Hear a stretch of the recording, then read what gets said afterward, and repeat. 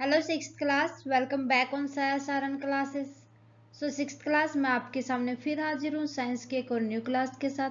जैसा कि आपको पता है, लास्ट क्लास में हमने डिस्कस किया था the living organism and their surrounding. So chapter को हमने कंप्लीट कर लिया था, अच्छे से समझ लिया था हर एक पॉइंट को। उम्मीद करती हूँ कि आपने भी देख लिया होगा, पूरा चैप्टर अच्छे से समझ लिया होगा। अगर आपने अभी तक चैप्टर की क्लास नहीं देखी है सो फटाफट से प्लेलिस्ट में जाएं और चैप्टर को कंप्लीट कर ले, ठीक है। क्योंकि आज हम लगाएंगे एनसीईआरटी बेस्ड क्वेश्चंस को। एनसीईआरटी में से आज हम डिस्कस करेंगे question number 1 to 3, first, second और थर्ड को थोड़ा थोड़ा करके करेंगे और अच्छे से समझेंगे, ठीक है। सबसे पहले फर्स्ट, सेकंड और थर्ड क्वेश्चन को आपको अच्छे से समझना है, ओके। अगर इंट्रोडक्शन आपने इस चैप्टर का अच्छे से पढ़ा होगा तो अपने आप सारे क्वेश्चन हो जाएंगे और समझ भी आएंगे।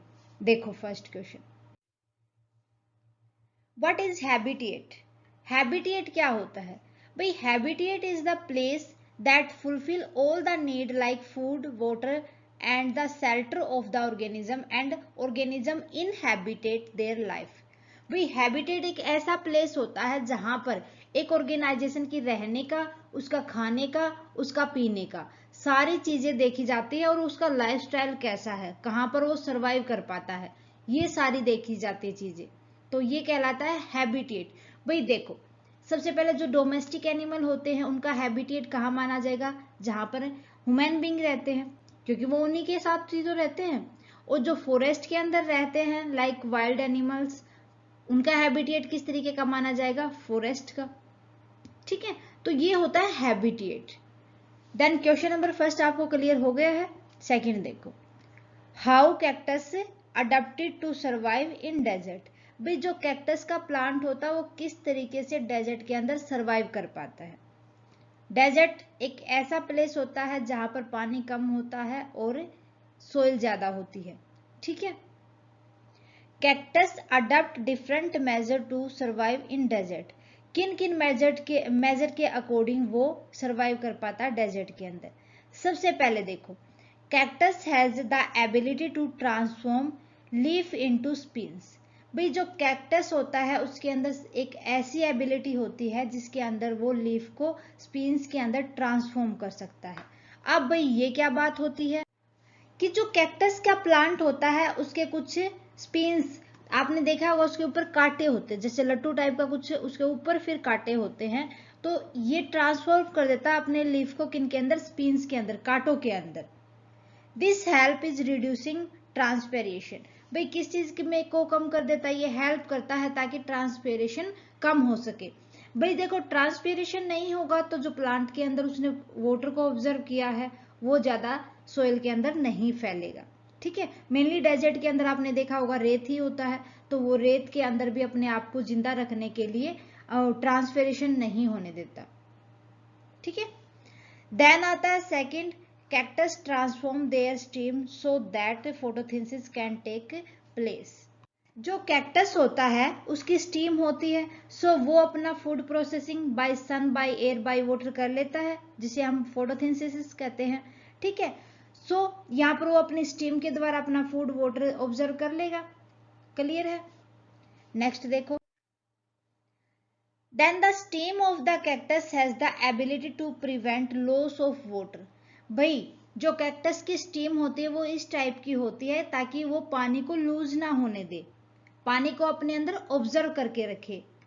और जो उसकी स्टीम होती है वो समथिंग वैक्सी टाइप की होती है, उसके ऊपर वैक्सी लेयर होती है, and can retain water due to the presence of waxy layer. इस वजह से वो पानी को बाहर नहीं जाने देती, अपने अंदर ऑब्जर्व करके रखती है, ठीक है। Cactus roots penetrate deep into the soil to obtain more surface area for water absorption। भाई जो कैक्टस की रूट्स होती हैं वो सोइल के बिल्कुल डीप तक होती हैं, फैली हुई होती हैं, जिस वजह से वो पानी को अपने अंदर ऑब्जर्व करके रखती हैं, ठीक है। तो इस तरीके से जो कैक्टस प्लांट होता है वो डेजर्ट के अंदर सर्वाइव कर पाता है। क्लियर है question number second. Question number 3, filling the blanks. आपको सेंटेंस पढ़ना है, फिर उसके बाद फील करना है कि कौन सा एप्रोप्रिएट इसका आंसर हो सकता है। सो देखते हैं, सबसे पहला filling the blanks. The presence of specific features which enable a plant or animal to live in a particular habitat is called। भाई जहां पर एक ऐसे स्पेसिफिक फीचर्स वाला एरिया जहां पर एक प्लांट और एक एनिमल उस पर्टिकुलर हैबिटेट के अंदर लिव करते हैं, रहते हैं, उसे क्या कहा जाता है?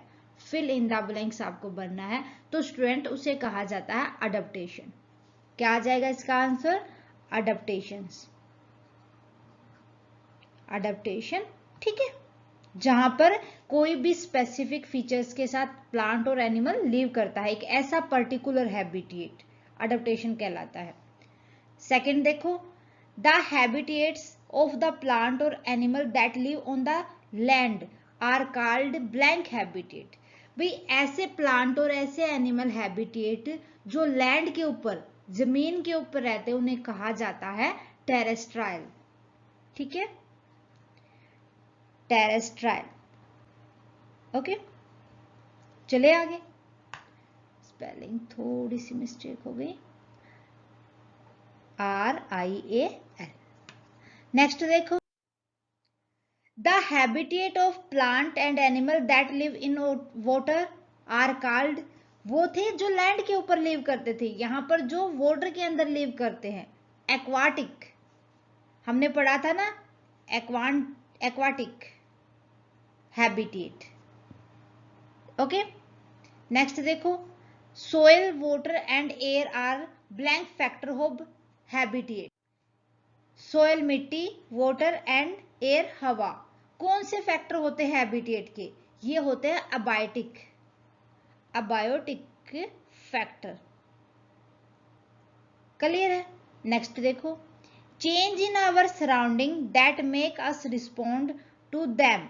भाई जो हमारे चारों तरफ जो चेंजेस होते हैं, उनको हम जो रिस्पॉन्ड कर पाते हैं, उसे कहा जाता है किन के थ्रू? हमारे स्टिमुलस के थ्रू। क्या आ जाएगा? स्टिमुली के थ्रू हम उनको रिस्पॉन्ड कर पाते हैं, जो हमारे सराउंडिंग चेंजेस होते हैं। क्लियर है? तो ये थे हमारे क्वेश्चन नंबर फर्स्ट, सेकंड और थर्ड। उम्मीद करती हूँ कि आपको अच्छे से समझ आ गए होंगे। एक बार चैप्टर को अच्छे से पढ़ो, देन आपको इन क्वेश्चंस को लगाने में कोई भी प्रॉब्लम नहीं होने वाली, बिल्कुल ही इजी है हमारे क्वेश्चंस। ओके, सो मेरे ख्याल से आज के लिए बस इतना ही। मिलते हैं नेक्स्ट क्लास में। नेक्स्ट क्लास के अंदर हम डिस्कस कर लेंगे क्वेश्चन नंबर 4, 5 एंड 6 को। सो आने वाली क्लास को बिल्कुल भी मिस ना करें, आज वाली क्लास को परफेक्टली समझ ले। क्लास कैसी लगी मुझे कमेंट करके बताएं। अच्छी लगे तो प्लीज लाइक और अदर स्टूडेंट के साथ ज्यादा से ज्यादा शेयर करें।